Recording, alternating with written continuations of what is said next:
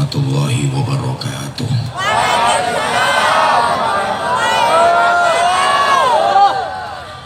Bismillahirrahmanirrahim.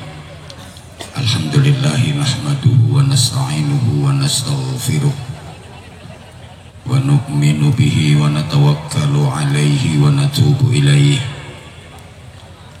wa na'udzu billahi min syururi anfusina wa min sayyiati a'malina. May yahdihillahu fala mudhillalah wa may yudlilhu fala hadiyalah. Asyhadu an la ilaha illallah wahdahu la syarikalah wa asyhadu anna Muhammadan abduhu wa rasuluhu la nabiyya ba'dah. Allahumma salli wa sallim wa barik ala sayyidina wa maulana Muhammadin sahibi syafa'ah wa ala alihi wa ashabihi wa tabi'in wa man tabi'a rusydah. Subhanaka la ilma lana illa ma 'allamtana innaka antal alimul hakim. Rabbi shrah li sadri wa yassir li amri wahlul 'uqdatam min lisani yafqahu qawli waj'al li waziran min ahli. Allahumma nawwir qulubana wa quluba dhurriyyatina wa quluba jama'atina binuril ma'rifah wa ilmil mukasyafah wal basyirah. Ya Fattah ya Alim, iftah qulubana wa qulubahum futuhal arifin. Amma ba'd. Ulama'ana al-ajilla wa masyayikhana al-a'izza, para alim ulama, bapak-bapak kiai, para ajengan, ibu-ibu nyai, para pengasuh pondok pesantren, pimpinan majelis taklim, majelis zikir, majelis sholawat, para sesepuh, semuanya yang kita ta'zimi, kita mohon restu, kita mohon doanya.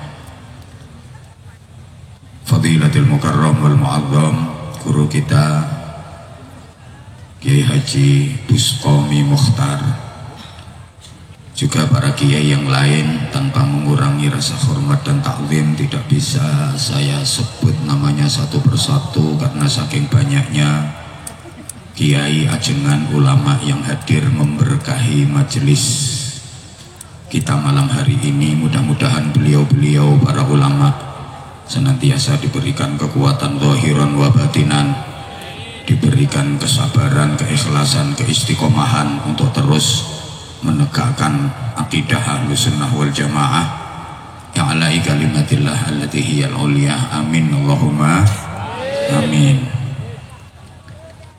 Para pejabat pemerintah dalam semua tingkatan bersama jajarannya, tokoh-tokoh masyarakat, tamu-tamu undangan, semuanya yang kita hormati, pimpinan dari majelis Nurul Habib Gus Rakil bersama seluruh pengurusnya, selamat dan sukses. Mudah-mudahan majelis ini ke depan makin maslahah, manfaah dan barokah. Oleh karena itu mohon restu, mohon arahan, nasihat dari para ulama, para habaib, para kiai. Kemudian mohon dukungan dari seluruh masyarakat yang alhamdulillah malam ini di backup oleh TNI, Polri, sahabat-sahabat Banser, kadang sedulur dari PSHT, ada santri-santri Pagar Nusa, ada saudara-saudara kita dari Cempaka Putih. Keren, rajek malam hari ini luar biasa.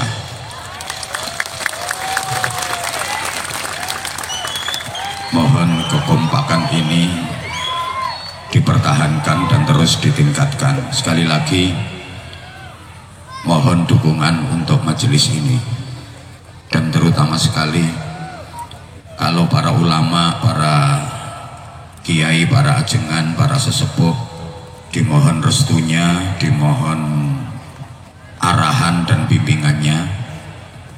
seluruh masyarakat dimohon dukungannya, dan yang terutama sekali mohon doanya dari yang ndobrok-ndobrok di bawah itu.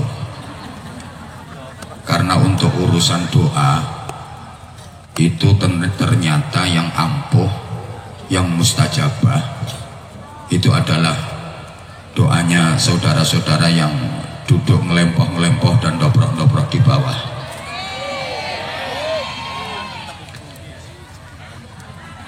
Kenapa yang di bawah doanya kok lebih ampuh? Sebab yang di bawah itu kan lebih miskin. Loh, ini berdasarkan sabda Rasulullah, qiwamud dunya bi arba'ati asya.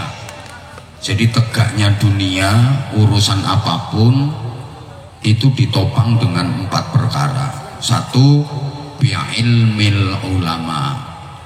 Jadi ulama itu dengan ilmunya beribadah, berjuang melalui jalur intisyarul ilmi. Seperti Kiai Bustami Mukhtar. Ini berjuangnya beliau, jihadnya beliau pakai ilmu. Bapak-bapak yang bisa ngaji silahkan jadi kiai, jadi ustadz, jadi ajengan. Tapi kalau nggak bisa ngaji, tolong jangan jadi kiai. Bingung nih wong. Ya sampean nggak harus jadi kiai untuk mendapatkan pahala. Mendukung perjuangan kiai sama, mensupport sama. Menjahaza faqad ghaza.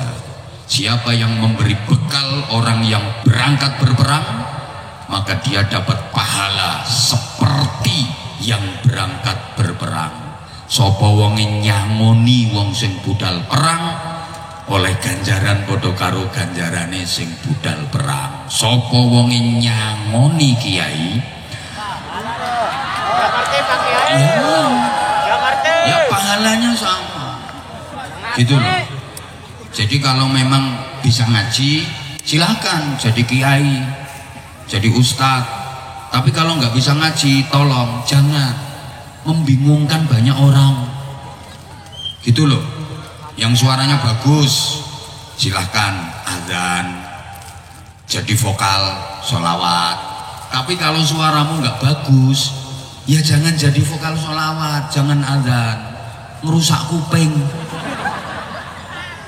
Loh, orang suaranya jelek kok azan, itu hukumnya makruh, ganggu lingkungan. Loh, yang mau datang ya males, manggil jamaah subuh kok Allahu Akbar, Allahu Akbar. Yo yang bagus, Allahu Akbar,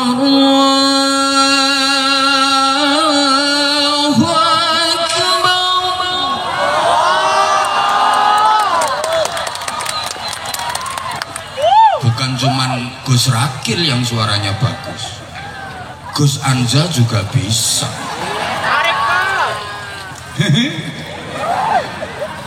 Gitu loh.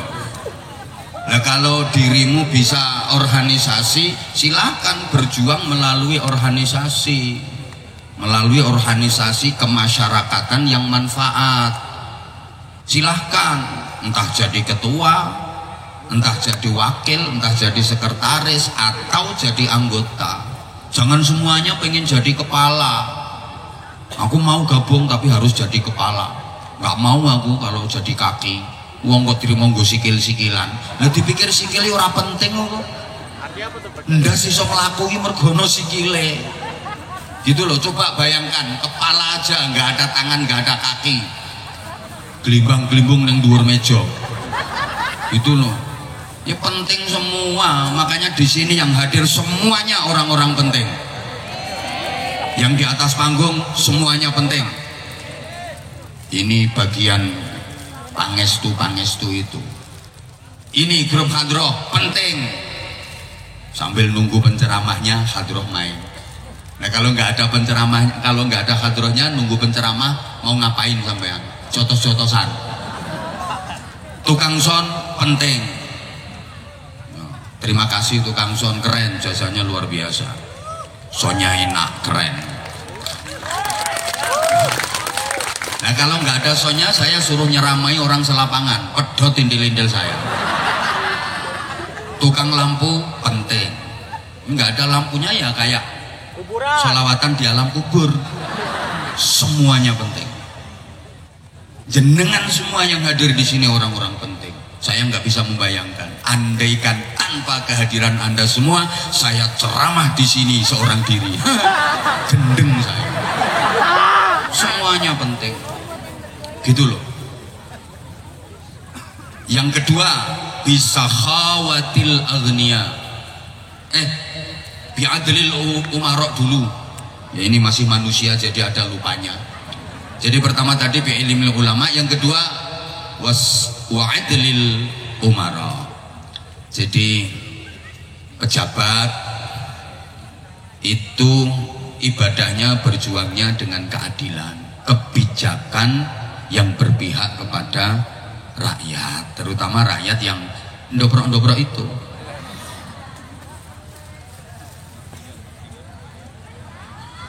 Loh, kebijakan seorang pejabat itu dampaknya luar biasa.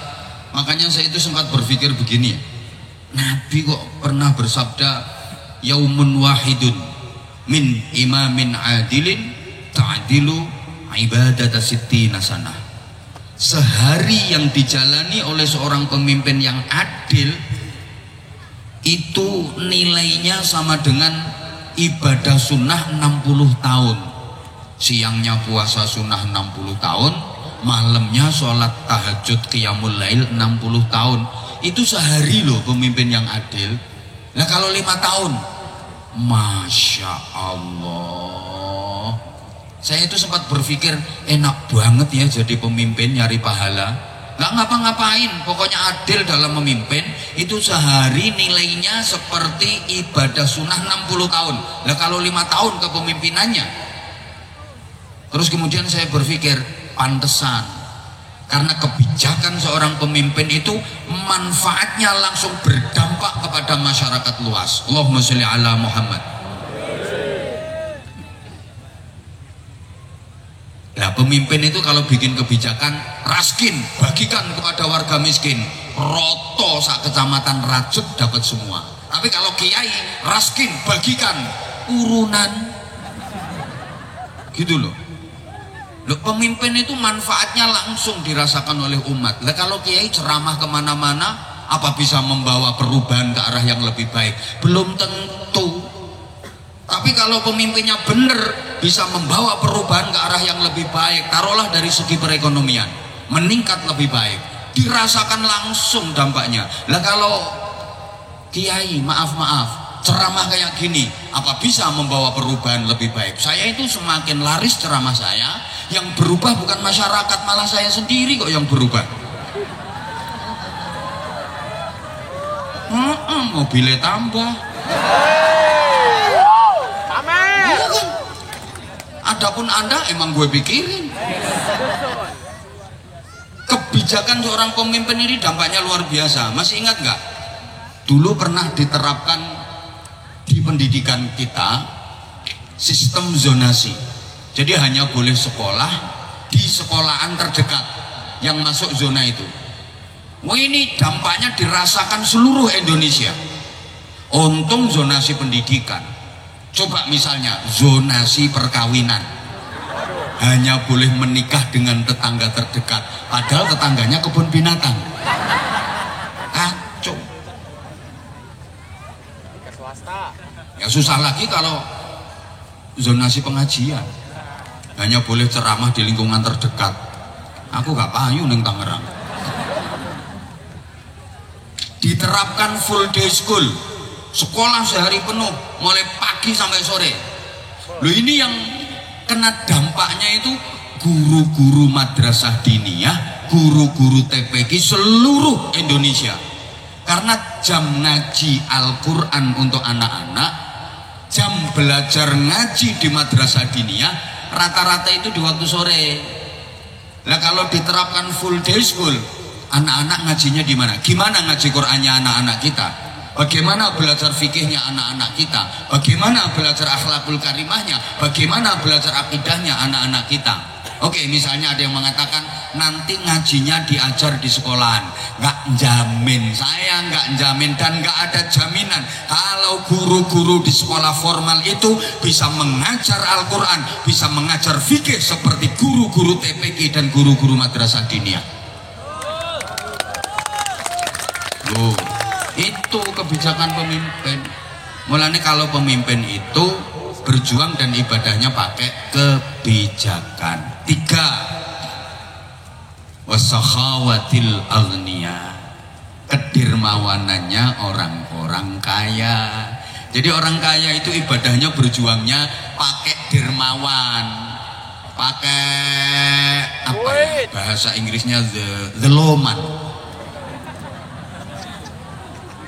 Ya pakai duitnya gitu loh. Makanya orang kaya itu wiridannya jangan ya sami'u ya basir, ya sami'u ya basir, ya sami'u ya basir, nggak mandi.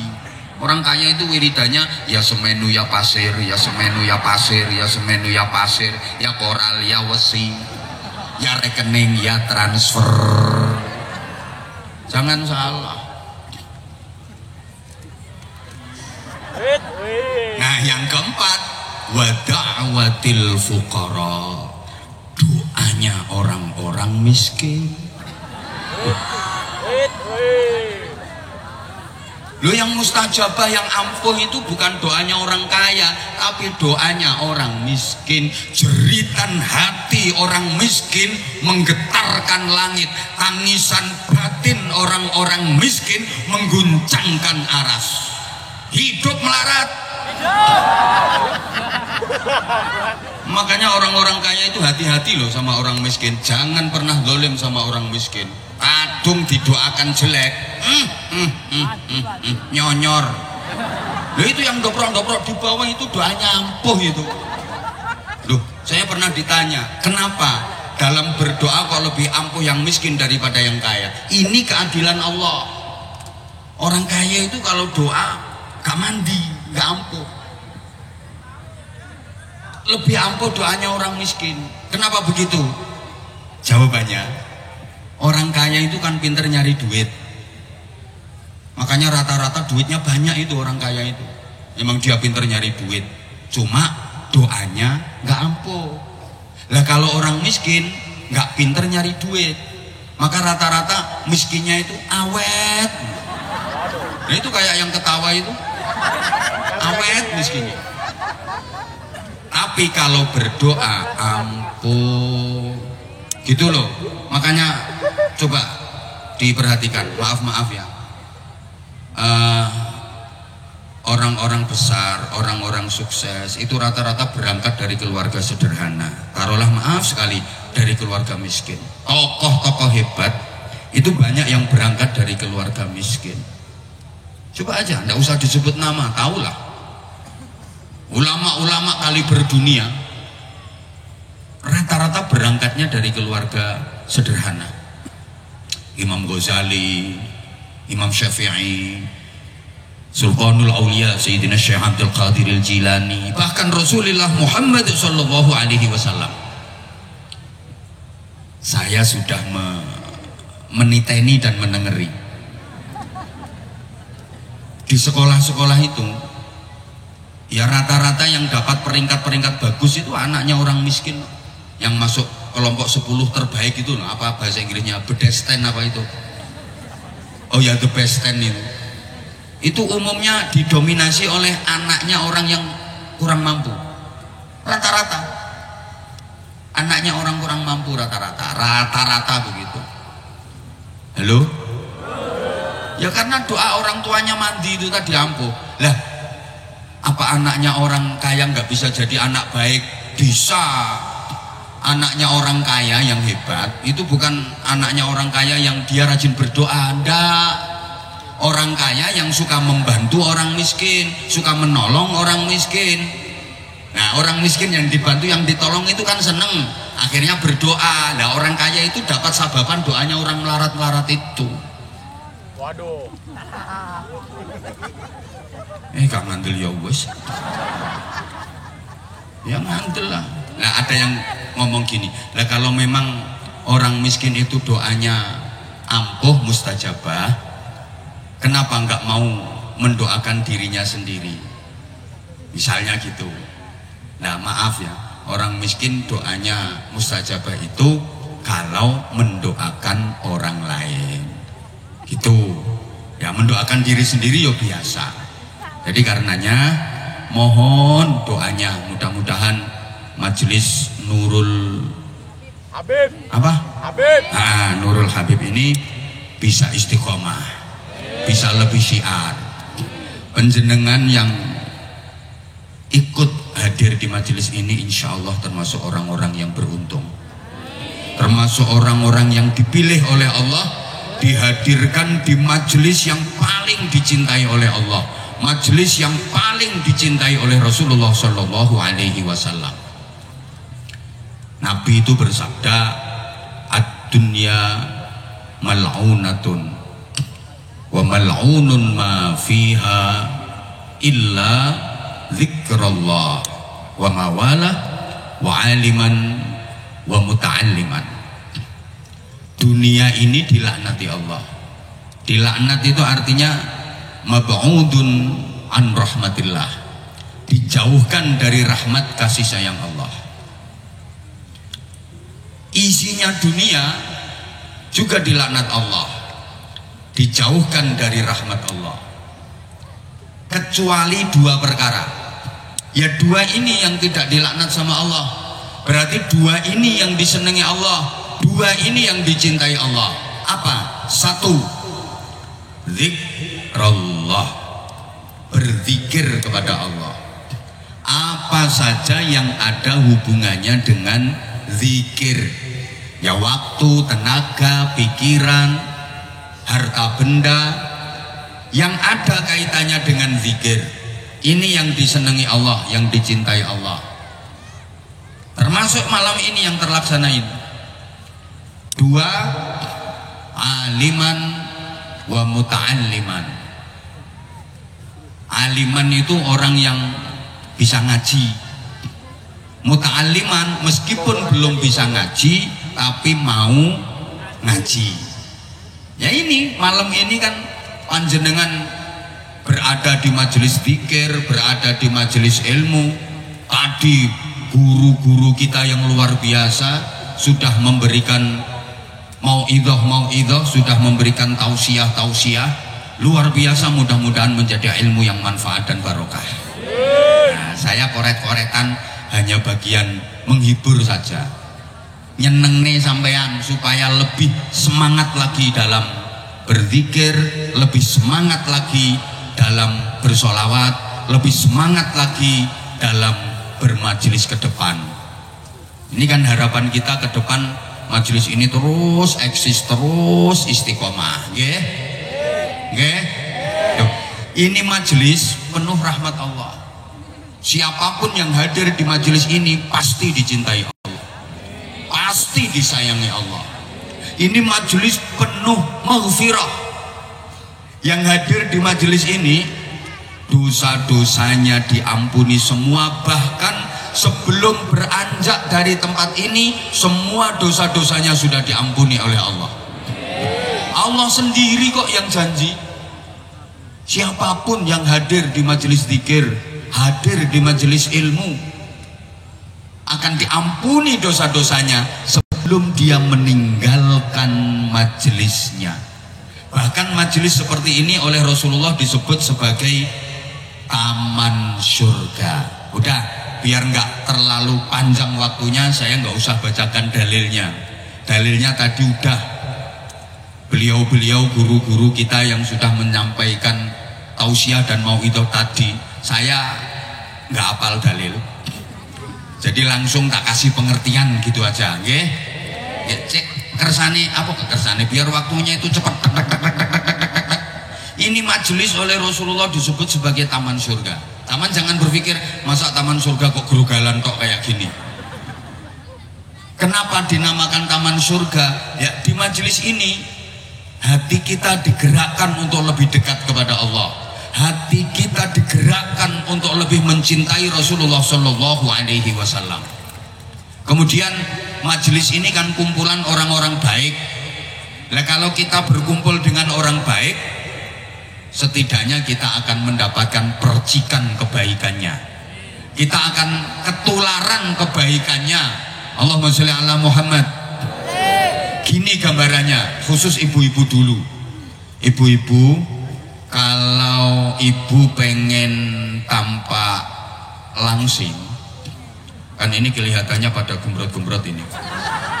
Ibu kalau pengen kelihatan langsing, ibu nggak perlu diet yang menyakitkan itu, Bu. Minum obat mahal-mahal, apalagi tubuhnya dipeletot-peletot menyakitkan. Nggak perlu. Ada cara diet yang paling praktis. Ibu langsung kelihatan langsing. Caranya bagaimana? Cukup ibu duduk bersebelahan dengan orang yang lebih berbobot. Ibu akan kelihatan langsing. Artinya begini, untuk menjadi baik, kita nggak perlu menjelek-jelekan orang lain, gitu loh. Berbuatlah lebih baik, secara otomatis kita akan menjadi baik. Understand? Nggak perlu menjelek-jelekan orang lain, cukup lakukan yang terbaik yang bisa kita lakukan. Udah gini aja, ini bicara soal ketularan jadi baik. Gini, mas-mas, kalau Anda pengen baunya harum, kan nggak harus beli parfum yang branded, yang merek Eropa, yang mahal-mahal. Wong potonganmu nggak gablek duit gitu. Nggak harus. Ada cara praktis kok. Cari penjual parfum, udah deketin di situ. Nah, nanti paling tidak sampean akan disemproti apa diolesi gitu loh. Atau misalnya ibu lagi ke pasar pengen jeruk tapi nggak punya duit, mau beli nggak bisa, nggak punya duit, udah berdiri aja di samping penjual bakul jeruk itu. Nanti lama-lama bakulnya akan kasihan, mau wajahmu wajah melas. Ambil satu til disigar, kasihkan jenengan, gitu loh Bu. Atau mas-mas siang-siang panas pengen minum es, mau beli nggak punya duit, caranya ya deketin penjual es, udah berdiri di situ aja. Nanti lama-lama ada orang beli, diminum kok nggak habis.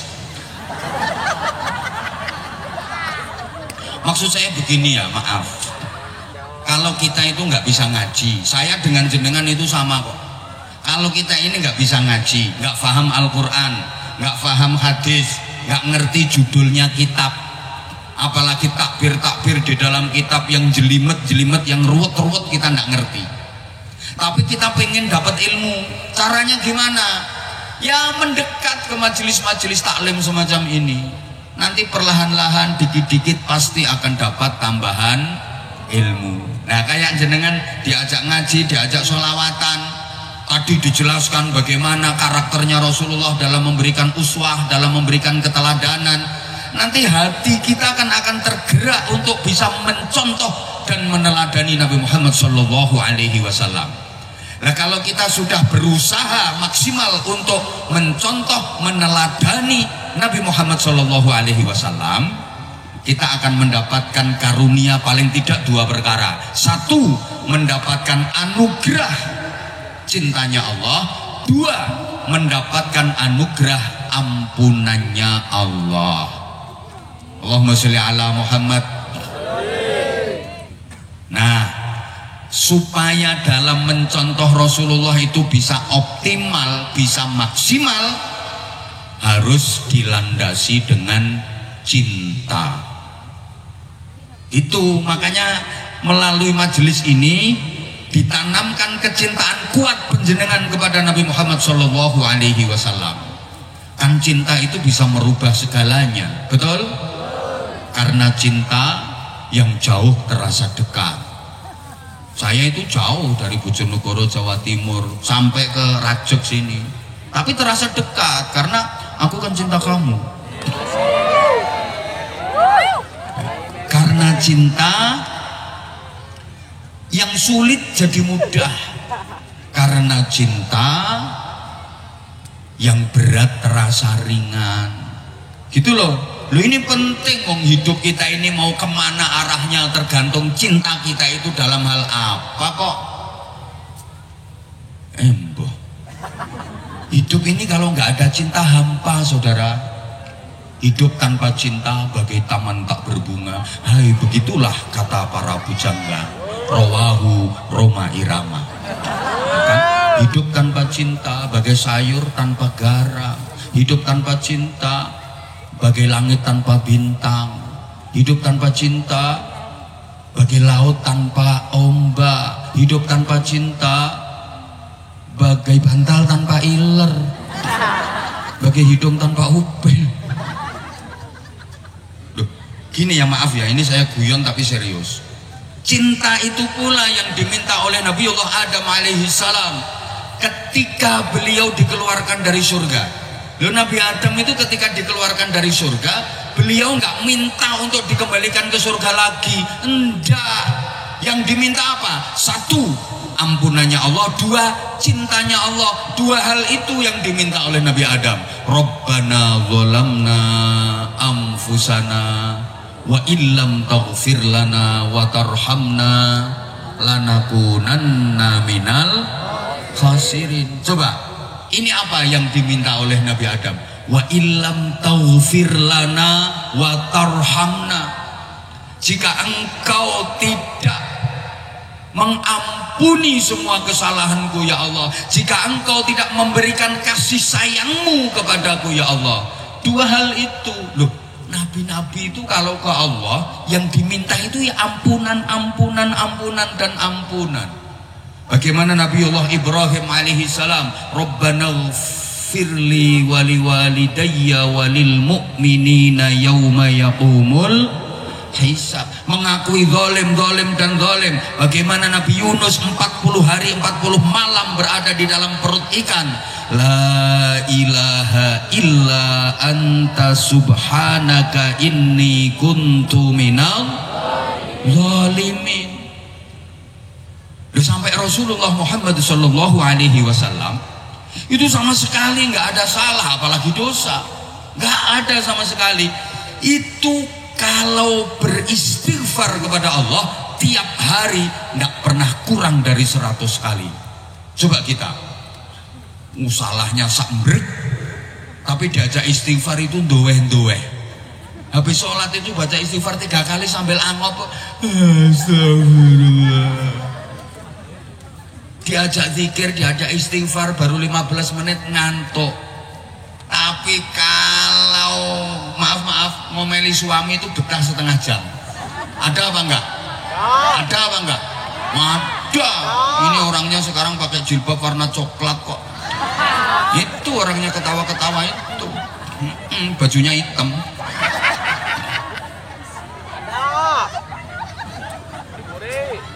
Diteruskan sama Abu Nuwas itu menjadi munajat cinta yang sangat indah. Itu syair i'tiraf itu loh. Wah, itu munajat cintanya Abu Nuwas yang luar biasa. Coba ayo bareng dibaca biar nggak saya tok yang ngoceh. Ilahi lastu lil firdausi ahla itu. Ayo yang ikut baca mudah-mudahan barokah. Mudah-mudahan lancar usahanya. Gampang ibadahnya. Gampang amal solehnya. Gampang nyari pahalanya. Gampang nyari utangannya. Kok emoh wong itu ya penting kok. Ayo bareng-bareng ya coba tabarukan. I'tiraf. Ini kan munajat cinta yang luar biasa. Ilahi lastulil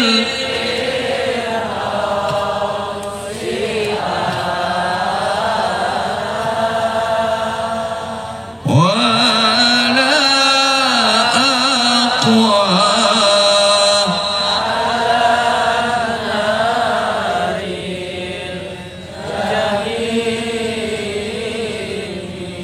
Cukup dulu ya Allah Tuhanku, orang macam aku ini sungguh gak layak menjadi penghuni surga.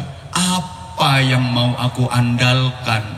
Coba kita pikir, Nabi Adam yang sudah tinggal di surga bertahun bertahun-tahun udah menjadi penduduk surga, cuma gara-gara kesalahan sekali aja dikeluarkan dari surga. Nah kita pojokannya surga aja belum pernah tahu, kesalahannya sambrek. Nggak layak aku menjadi penghuni surga. Amal apa yang akan aku andalkan? Maaf, sholat 5 waktu itu kadang bolong-bolong. Ada? Ya itu orangnya jawab sendiri itu.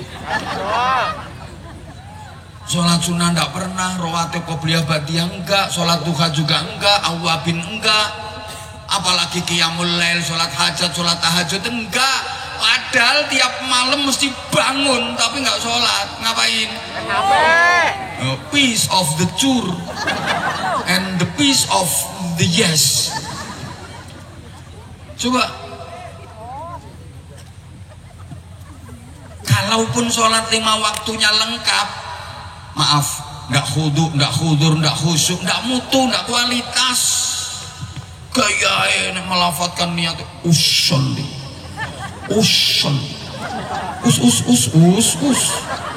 sol usol. Wih, takbiratul ihram itu sendak tapi nganti melungker kayak Allah. Coba kalau udah kabir walhamdulillahi kafir. Udahlah kita itu sholatnya 99% ngelamun. Betul? Yang ceramah ini sama, malah lebih parah gitu loh. Masa yang kayak gitu bisa diandalkan untuk masuk surga? Puasa ya cuman Ramadan doang. Aku ngomong doang ya gitu. Ya tok. Puasa cuman Ramadan tok. Maaf. Halo? Itu pun ya Allah nggak mutu, nggak kualitas lah puasa kita. Puasa hanya sekedar nggak makan, nggak minum, nggak hubungan intim suami istri itu aja. Mata nggak puasa, telinga nggak puasa, lesan kita nggak puasa, tangan nggak puasa. Puasa kalau cuma nggak makan, nggak minum, nggak hubungan intim suami istri, maaf, kambing juga bisa. Pedus ya iso poso. Coba nyari kambing itu, masukin kandang, udah seharian mulai fajar sampai maghrib jangan kasih makan, jangan kasih minum, jangan dicampur jantan sama betina. Puasa itu kambing. Nah puasa kalau cuman kayak gitu, maaf, puasa sunnah juga jarang banget.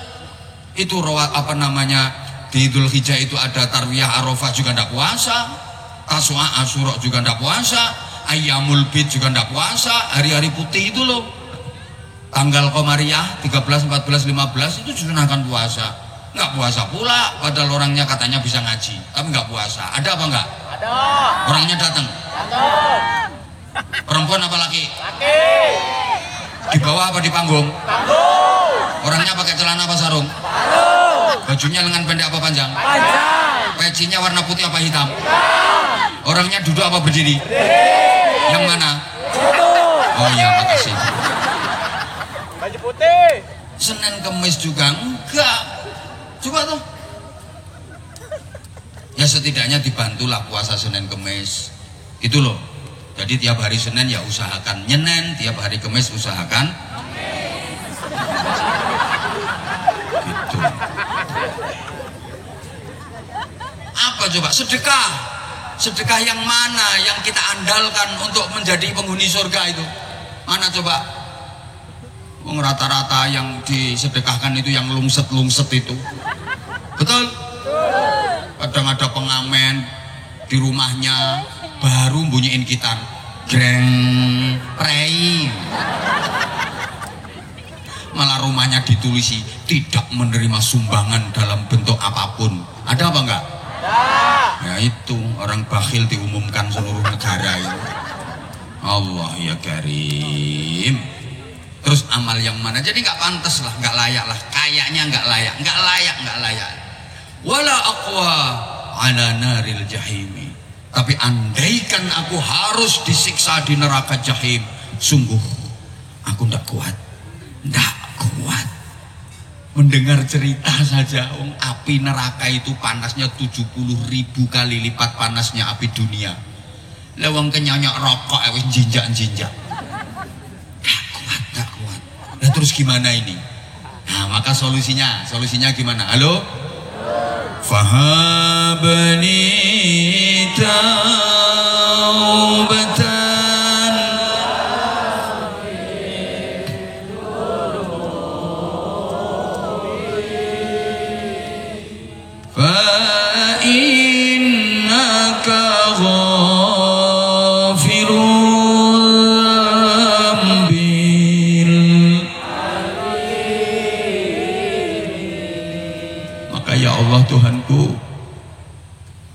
karuniakan kepadaku kemauan dan kemampuan untuk bertaubat atas kesalahan dan dosa-dosaku. Ampuni semua dosa-dosaku ya Allah. Karena sebanyak apapun dosa kalau diampuni Allah kan hilang. Segede apapun kesalahan, sebanyak apapun dosa, kalau mendapatkan rahmat dan ampunan Allah dihapus semua.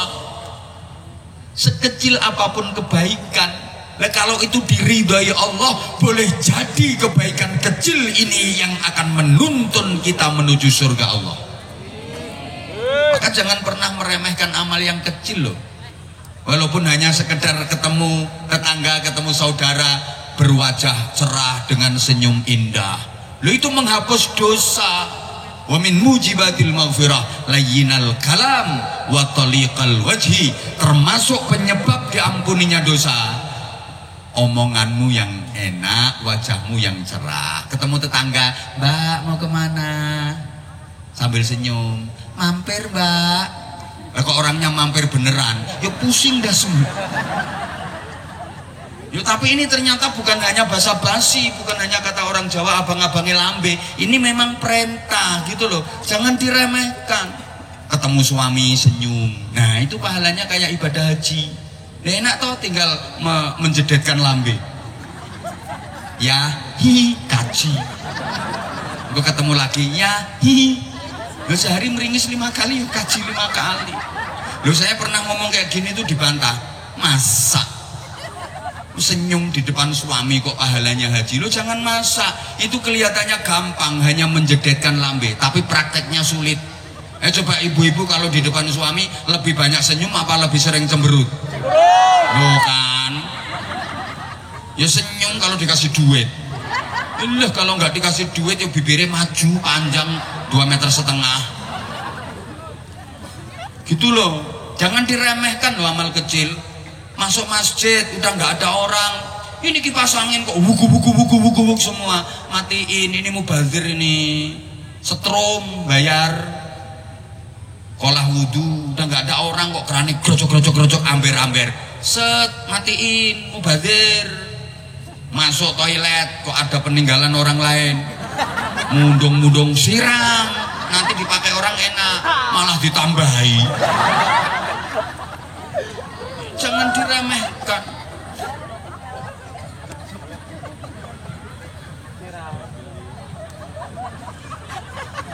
Hanya Engkau yang mengampuni semua dosa ya Allah. Sebanyak apapun kesalahan dan dosa-dosaku, ampunanmu jauh lebih dahsyat. Nah gila, diteruskan syairnya kan, wa umrina qisun. Astagfirullah. Udah hafal Pak Kiai. Oh, udah hafal. Hafal. Kodoh. Wa umri naqisun fi kulli yaumi wa dzambi zaidun kaifa ihtimali. Tuh. Wa umri naqisun fi kulli yaumin wa dzambi zaidun kaifa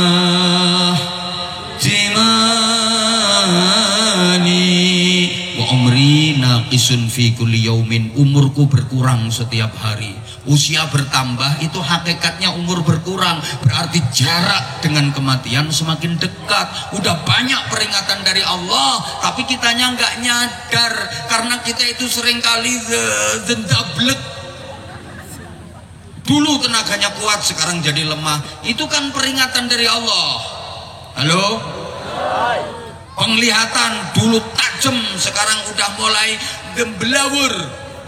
Itu juga peringatan dari Allah.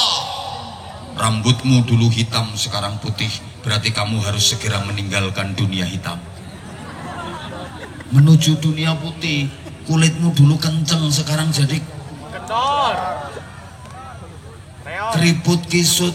Itu kan peringatan dari Allah, semuanya peringatan. Tapi manusia itu ngeyel. gigimu udah keropos, nggak mau ngaku kalau tua. Malah lek wong Jawa ngomongnya aku yang aslinya masih muda, cuma kalah di gigi. Lu gigimu lo diadu sama siapa kok kalah? Itu tandanya udah tua. Itu loh, maunya itu enggak apa ya? Mau tua gitu loh orang itu. Rambut putih disemir, dikira kalau udah disemir hitam terus jadi muda lagi. Ya ndak, tuwek ya tuwek. Gitu loh, aneh-aneh kok. Untu dipageri. Yang mau nyolong untumu ya siapa? Itu lambe disuntik domble. Astagfirullah. Ini dodo disuntik silikon mentek-mentek. Ya bisa mentek-mentek, tapi begitu 6 bulan buatnya habis ya anjlok. Dipakein BH paling mahal ya brosot. Itu kan peringatan toh. Kalau maaf, orang itu kalau sudah berumur, fisik dan tenaga sudah udur, uban di kepala sudah bertabur, kulit-kulit sudah pada kendur, penglihatan mata sudah kabur, gigi satu persatu mulai gugur, makanannya tinggal jenang sama bubur, kerjaannya di atas tempat tidur, telentang di atas kasur, kalau tidur ngoroknya senggor dan berkali-kali ngelindur, hobinya cuma kukur, berarti itu udah deket alam. Tuh kan?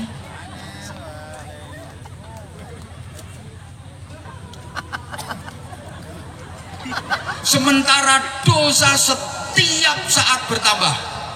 Lu jangan dipikir di majelis kayak gini nggak ada dosa. Ada loh. Dikira nunggu mulai habis isya sampai sekarang ini terus nggak ada dosa. Ada. Itu ngomongin saya. Ada itu. Ada. Itu 2 orang itu sama gemuknya itu. Lu kita lu nggak ngapa-ngapain lu kadang-kadang bisa jadi dosa seudon sama orang. Betul? Betul? Makanya saya itu sering kali gini Bapak Ibu, maaf banget. Saya itu kadang sempat berpikir udah pengen pensiun saya jadi penceramah. Suka nggak kuat saya. Lu bener. Andaikan penceramah itu dapat dana pensiunan, demi Allah saya milih pensiun. Tapi ada dana pensiunan loh ya. Nah karena nggak ada dana pensiunan ya nggak jadi pensiun saya. Orang kemarin ada corona 2 tahun lebih dikit pensiun, sepi. Kadang saya suka nggak kuatnya gimana? Gini loh, saya datang, wih, semua orang memberikan penghormatan. Kenapa? Dianggap saya orang baik, dianggap saya orang mulia. Lah yang lain jamaahnya bungkuk-bungkuk, iya Pak Ustadz, Abah, Pak Ustadz, Abah, selamat datang. Loh itu akhlaknya orang soleh loh itu. Yang bungkuk-bungkuk dengan sikap tawaduk, merasa hina, merasa rendah, merasa lebih jelek. Itu akhlaknya orang soleh itu. Sementara saya misalnya kok bangga, Abah Anda, saya merasa lebih baik. Itu akhlaknya Abu Jahal. Masa Abu Jahal kok ngasih ceramah orang soleh? Mau sampean diceramai Abu Jahal? Mau nggak? Ayo terus no sampean Gus, sampean sing soleh. Gitu loh. Masya Allah. Jadi dosa kita itu kadang-kadang astagfirullahaladzim, setiap tingkah kita itu bisa mengundang dosa. Apa yang kita harapkan kalau bukan cinta Allah, kasih sayangi Gusti Allah. Maka saya hanya sampai subuh. Sebentar, situ yang minta lanjut itu nyumbangnya berapa? Mau ngatur penceramah. Pokoknya kalau ikut bermajelis, ya, love you. Pokoknya kalau bermajelis kayak gini, terus semangat ya. Yuk, ini jangan dianggap sepele. Majelis kayak gini bukan hanya pertemuan badan ketemu badan, jasad ketemu jasad, orang ketemu orang, bukan. Jadi ini pertemuan roh ketemu roh, jiwa ketemu jiwa, sukma ketemu sukma. Ini bukan hanya sekedar Rondiah ketemu sama Romelah. Bukan hanya sekedar Sulastri ketemu Sumiati yang biasa tak pakai wiridan Sulastri Sumiati Supia, bukan. Ini bukan hanya pertemuan antar jasad, tapi pertemuan antar roh, pertemuan antar jiwa. Makanya Rasulullah menyebutnya sebagai taman surga. Ini indahnya luar biasa, dan ini adanya hanya di Indonesia. Di luar negeri mana ada majelis-majelis kayak gini? Cobalah sama yang sekali-kali jalan-jalan ke luar negeri, nyari malam-malam kalau ada majelis kayak gini. Ayo mulai timur tengah sampai tengahnya timur, cari kalau ada selain di Indonesia. Kalaupun ada beberapa negara tetangga itu nyontoh Indonesia itu. Beneran, coba cari ke negara manapun, nyari majelis-majelis bisa sebebas. Kalau di Rajek mau sampai subuh kamu bebas bikin majelis kayak gini, betul? Nggak ada seindah Indonesia. Ini padahal bukan hanya di Rajek, malam ini saja ribuan tempat di Indonesia itu bikin majelis taman surga seindah ini. Tapi ono sing gak kerasan ini taman surga. Ini ribuan tempat malam ini di Indonesia. Makanya orang ulama-ulama luar itu kalau datang ke Indonesia itu seneng-seneng, kerasan-kerasan mereka. Kenapa? Mendapatkan keindahan. Ini mulai dari pelosok kampung sampai naik gunung sampai turun jurang, majelis-majelis terus isinya. Indah. Ini kalau digambarkan seperti bintang gemintang yang mengitari rembulan. Siapa rembulannya? Baginda Rasulullah Muhammad Sallallahu Alaihi Wasallam. Nah, sampean ini bintang gemintang, tapi kok burek-burek ya? Duit. Loh, media dunia menyorotmu kelihatan burek, tapi dirimu disorot media akhirat cemerlang cahayamu. Sampean gak ngerti sholawat ini, sampean waca lep tembus ares. Ngono ki yo padha gak ngertine, tapi kan ana keterangane ngono lho. Halo? Gini terus bermajelis kayak gini. Ini saya sering gambarkan seperti pepohonan yang rindang. Kampung manapun kalau banyak pepohonan yang rindang itu hawanya sejuk. Kalau hawanya sejuk, pikiran dan hati masyarakat dingin, guyup rukun masyarakatnya itu. Maka kampung manapun itu kalau banyak majelis-majelis semacam ini, majelis sholawat, majelis dzikir, majelis ilmu, sejuk. Masyarakat itu damai, guyup rukun, hidupnya penuh barokah. Tapi kalau pepohonan itu dibabati semua, orang nggak ada majelis-majelis model kayak gini. Itu kan pepohonan itu ditebangi, dibabati. Lah pohon-pohon dibabat, ditebangi, ya kampung itu jadi entak-entak. Aku nyari bahasa Indonesianya susah, entak-entak itu. Apa ya bahasa Indonesianya? Hah? Gersang. Ya wes iku, gersang. Lah ya gersang, hawanya kan panas. Lah kalau hawanya panas, pikiran dan hati masyarakat juga mudah panas. Ada masalah dikit ribut. Masa ada bantuan bansos ribut, ada BLT ribut. Sini juga begitu. Enggak lah, enggak, malah lebih parah. Enggak lah, sini banyak majelis-majelis semacam ini, saya yakin damai, saya yakin barokah. Lingkungan sini, warga sini semuanya yakin damai, barokah. Gitu loh. Pokoknya selama majelis-majelis semacam ini masih terus dipertahankan. Ya tadi loh. Kalau banyak pepohonan yang rindang, burung-burung akan berterbangan, burung berdatangan, hinggap di pohon itu. Ngapain? Ya baterainya hampir habis, berarti tinggal 5 menit. Burung-burung pada berterbangan datang dan hinggap di pepohonan itu, berkicau dan bersenandung tentang cinta dan kerinduan. Loh, ngono loh. Makanya ini yang datang, wah ini burung-burung dari mana-mana ini, orang-orang solih-solihah, orang-orang baik yang jiwanya digambarkan seperti burung, hinggap di pepohonan rindang majelis mulia malam hari ini. Di sini panjenengan bersenandung tentang cinta Allah, berkidung tentang rindu Rasulullah Shallallahu Alaihi Wasallam. Gitu loh. Loh ini bukan hanya dari kecamatan Rajek kok yang terbang ke sini, banyak dari kecamatan lain, betul? Ya karena di sini ada pohon rindang, pengen hinggap di sini cari kedamaian. Bahkan dari kabupaten lain terbang datang ke sini untuk mendapatkan kedamaian. Di sini ada pohon yang rindang. Saya jauh dari Bojonegoro, Jawa Timur, terbang dan hinggap ke sini karena saya ke sini dalam rangka mencari. Kowe nek gak ngerti karepku ya jon disi. Mencari kedamaian. Astagfirullah. Mencari barokah. Kok duit aja. Yang mahal nilainya itu persaudaraan. Gitu loh. Konco karo duit itu jelas milih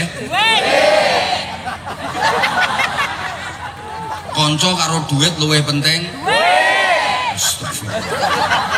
Coba ya tak jelasin ya. Duitmu banyak banget tapi nggak punya temen, nggak punya siapa-siapa, hidupmu sendirian. Mau dipakai apa duitnya? Guru ki awakmu. Hidupmu sendiri di tengah oro-oro sana jadi ketua suku belekok kamu. Percuma duit banyak, nggak ada temen. Lah meskipun dirimu nggak punya duit tapi teman banyak, enak. Ada kerepotan, banyak yang bantu. Ada kesusahan, banyak yang nolong, temennya banyak. Gini apa nggih? Iya apa ya? Nah makanya konco karo duit, kui ternyata luweh penting. Tadi kok udah bilang iya kok tadi? Lah yang ngomong G tadi siapa? Coba dengerin lagi tak jelasin, pikir toh pikir. Pikir sing jernih. Duitmu banyak banget, udah triliunan wes, triliunan. Tapi dirimu nggak ada temen. Ayo hidup sendirian. Mau ngapain? Pakai apa duitmu? Percuma, betul? Nah, meskipun nggak punya duit, tapi temennya banyak. Wah susah kayak apa? Gampang, banyak yang nolong. Ribet kayak apa? Enteng, banyak yang bantu, betul? Makanya temen sama duit itu lebih penting. Kita terus-terus mau kata tedian aku. Astagfirullahaladzim. Yang mahal itu nilai persaudaraan. Duit. Loh, ini yang datang ini orang-orang solih-solihah yang jiwanya digambarkan seperti burung. Kok digambarkan seperti burung? Di mana tempat? Burung itu nggak ada yang bertengkar, damai. Beda kalau nggak ada pepohonan, karena dibabat, ditebangi, gersang, yang tumbuh ilalang. Nggak ada burung berkicau dan bersenandung di ilalang, itu nggak ada. Yang datang binatang-binatang melata, bangsane luwak, terus garangan, terus macan rembah, terus apa maneh kaya ulo, terus biawak, boyo. Lah kuwi kok nek petuk isine mung kerang cakar-cakaran kae. Nah di semak belukar, di ilalang nggak ada burung berkicau bersenandung di situ. Yang ada apa? Binatang melata. Kalau ketemu mesti berantem. Kalau ketemu cakar-cakaran. Gitu loh.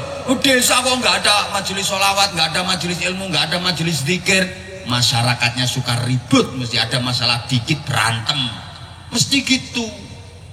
Jiwanya masyarakat ya seperti binatang-binatang melata itu panas. Beda dengan kalau banyak majelis-majelis semacam ini, pohonnya rindang-rindang, burung-burung berdatangan, hinggap di situ cari kedamaian. Ini yang hadir orang-orang baik, orang-orang solih-solihah yang jiwanya digambarkan seperti burung. Nggak ada burung bertengkar. Ono manuk tukaran, manuk kerah ono. Kok iso ono manuk bojomu kuwi sing kerah. Burung apa? Oh, burung itu tempatnya di Cakrawala kok. Cakrawala tuh luas tak bertepi, terlalu naif untuk dijadikan medan pertengkaran. Ngapain aku harus berantem? Ngapain aku harus bertengkar? Cakrawala ini luas bro. Ngapain berantem? Ngapain bertengkar? Kalau aku nggak diterima hinggap di pohon itu, ya aku terbang nyari pohon yang lain, aku akan hinggap di sana. Di sana aku nggak diterima, aku terbang lagi nyari pondok ya pohon yang lain, aku akan hinggap di situ. Di situ nggak diterima, aku terbang hinggap di pohon lain. Yang penting damai dan aku tidak menyakiti saudaraku. Loh, paham pora diomongin gini ki? Kayak wangi petentangan kono ndowe. Lo burung itu simbol kasih sayang gitu loh.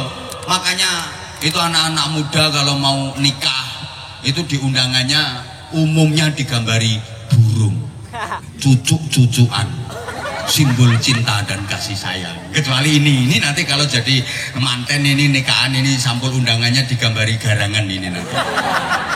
Semuanya gambar burung karena itu simbol cinta dan kasih sayang. Lo ini majelis kayak gini jangan dianggap remeh, jangan dianggap sepele. Allahumma sholli ala Muhammad. Masih kuat? Saya itu mau ceramah sebentar sebenarnya, tapi saya malu. Ngapain jauh-jauh dari sana nyampe sini kok cuma cerit 15 menit. Pasti nanti pulang ya diomong wong sak rajek. Diundang moyong-moyong, ngaji kaya pitik nelek ceret ngene. Mesti digeremengi seperti itu.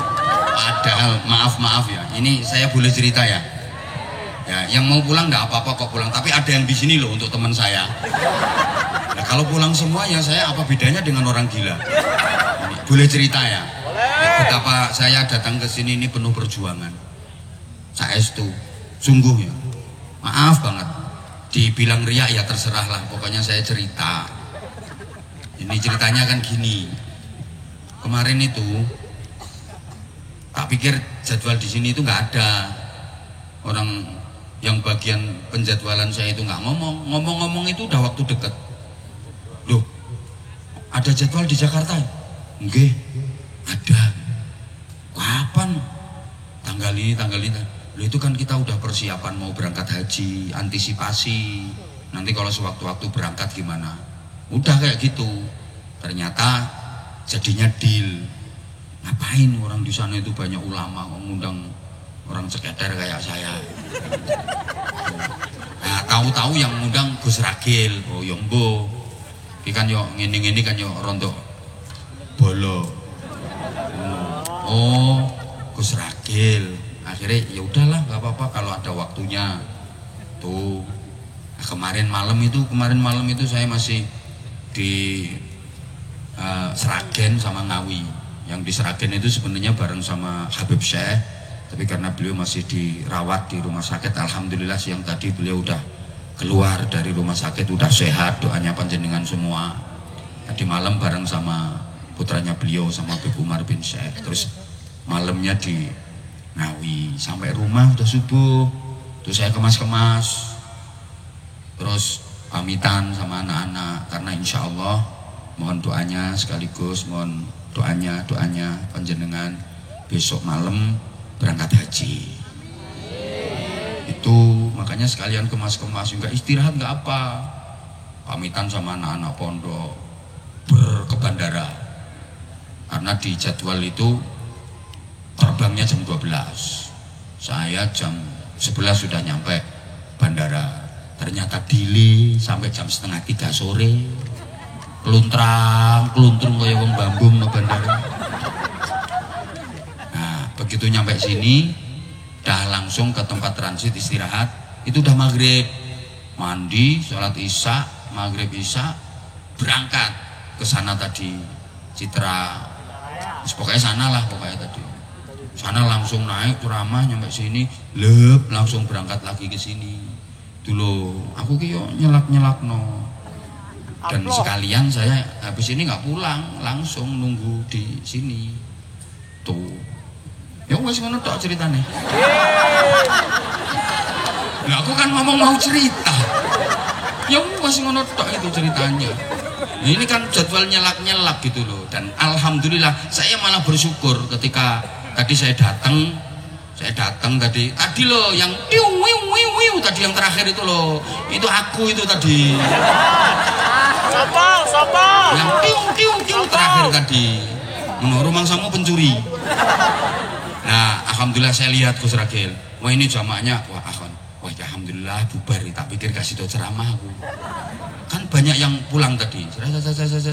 Banyak yang pulang. Aku datang tadi loh. Loh kok udah pada pulang? Apa udah bubar? Apa gimana? Nah, ternyata kok alhamdulillah masih ada yang ngaji. Berarti terus kesimpulanku, ini nanti yang nunggu sampai acara selesai, itulah yang paling gampang menuju surganya. Karena itu yang ikhlas itu. Gitu tak pikir, oh berarti yang niat ngaji sampai selesai, ya itu orangnya, ya tinggal segini ini. Yang tadi tuh pokoknya niatnya golek rame-rame. Cuci mata. Sing penting iso gawe status. Hadir di tablet akbar. Pulang statusnya wis dadi. Nah ini yang niatnya bener ya ini, yang doprok-doprok ini, yang tak sebut doanya mandi tadi. Tapi itu nggak termasuk. Kan aku sini.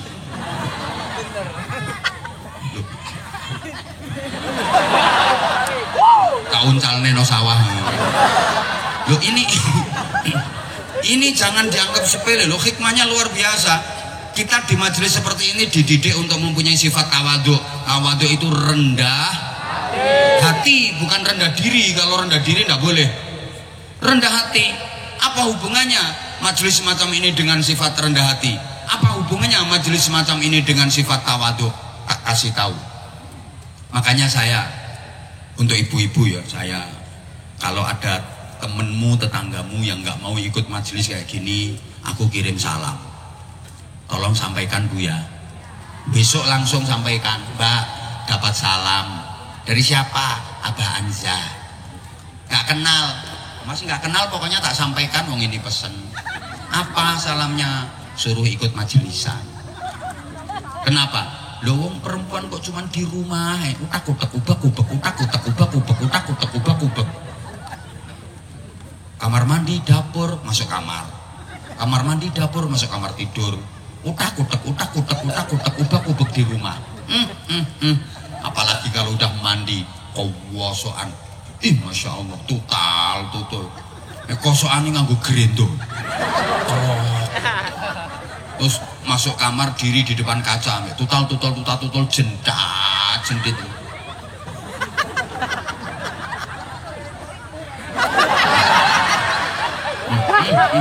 Lambene.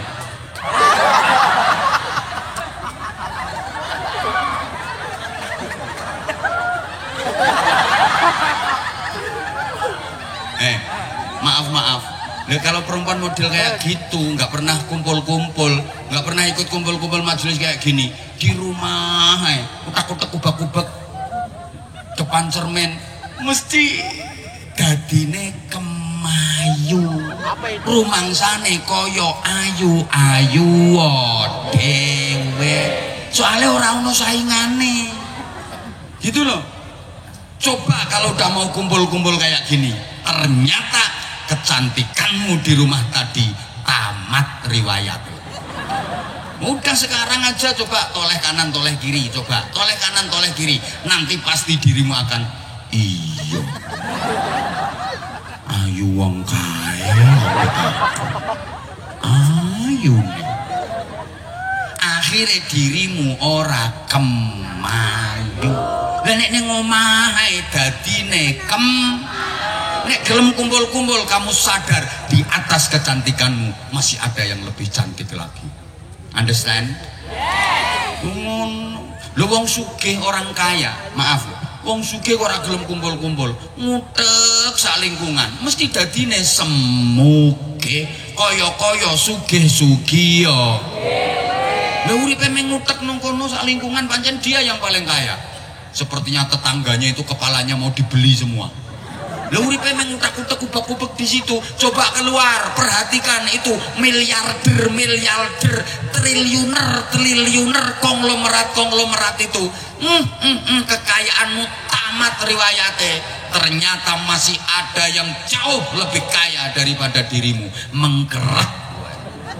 Tibae aku sik gak ono apa-apane, mbek wong kae, akhire ora semugih, ora paham? Paham? Loh, maaf. Wong pinter lho nek gak gelem kumpul-kumpul, dadine ya kemin. Kaya pinter-pinter dhewe. Lah hidupnya cuma ngutek di situ. Nanti ada acara dia yang doa, tahlilan dia yang mimpin, manakipan dia yang mimpin, khutbah juga dia, ngimami juga dia. Ya kaya pinter-pinter dhewe. Coba kalau udah kumpul-kumpul kayak gini, tamat riwayate. Di atas kepinteranmu masih ada yang lebih pinter. Wa fauqa kulli dzi ilmin alim. Di atas orang yang berilmu masih ada yang lebih berilmu lagi. Lu jujur mawon, kula niki lah kayak iso ngaji to kula niki. Saya ini nggak bisa ngaji. Kalau kumpul sama kiai-kiai seperti ini, masya Allah, saya itu rasanya koyok cili.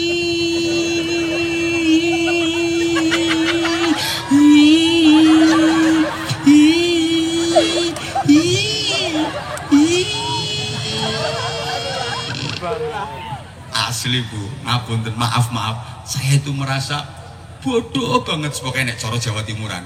Nek tepak kumpul karo kiai-kiai ngene iki lho, aku ki rumoso gua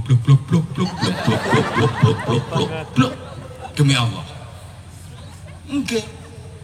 Wih, nek wis kumpul sama orang-orang alim itu rasanya iya Allah.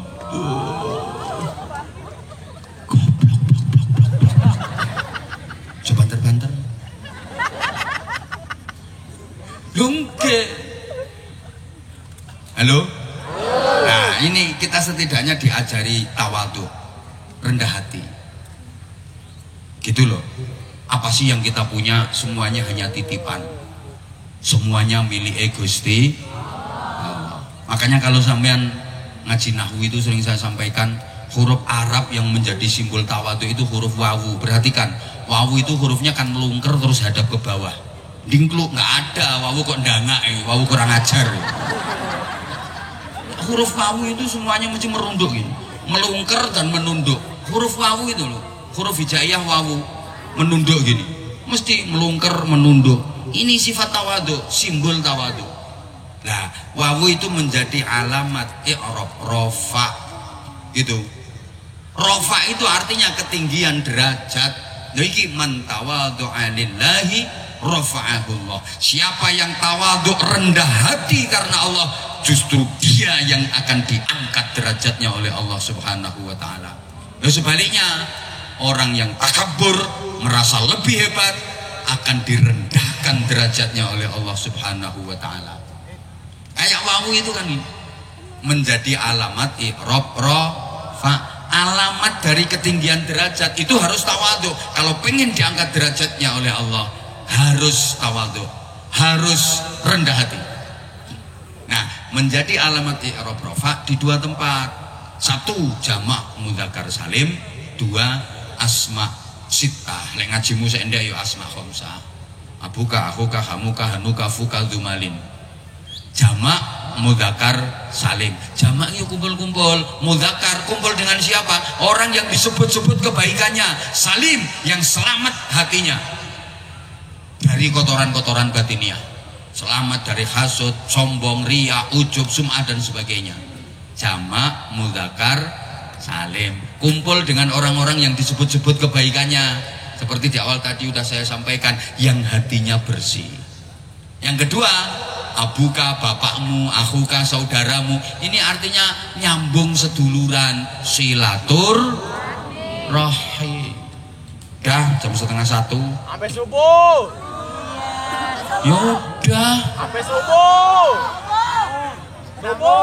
ngaji udah lewat 12:30 kok terus ya. Insya Allah nanti kapan-kapan kalau diundang lagi. Ya mohon maaf sekali lagi, terutama kepada para masyayikh, para ulama, para ajengan, para kiai, para ustadz. Ceramah saya bukan konsumsi panjenengan. Saya mulai pertama memang sengaja komunikasi dan ceramah saya itu sasarannya saudara-saudara saya yang dobrok-dobrok itu. Saya insya Allah nanti kita kumpul bareng dengan yang dobrok-dobrok itu. Tentu Tentu karena keterbatasan pengetahuan dan kebodohan saya, di sana sini banyak kekurangan, banyak kekhilafan, banyak kesalahan. Saya yang sangat doef dengan segala keterbatasan, mohon maaf yang sebesar-besarnya. Subhanakallahumma wa bihamdik, asyhadu an la ilaha illa anta, astaghfiruka wa atubu ilaik. Wafaqanallahu wa iyyakum lima yuhibbu wa yardah. Wassalamualaikum warahmatullahi wabarakatuh. Waalaikumsalam warahmatullahi